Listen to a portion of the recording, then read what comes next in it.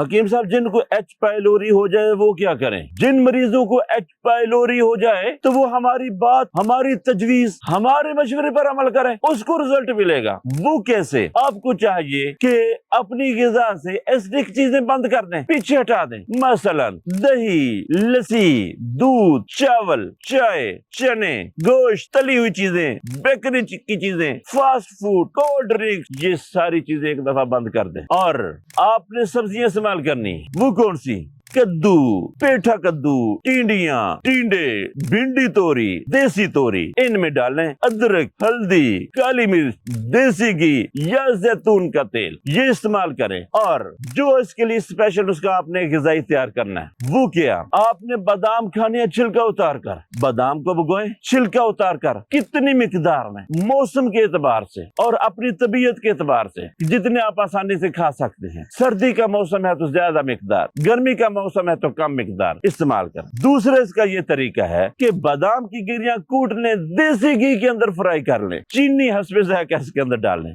یہ روزانہ بلا ناغہ استعمال کریں۔ آج کل آم کا موسم ہے، آپ نے آم کھانا ہے، بلا ناغہ کھانا ہے،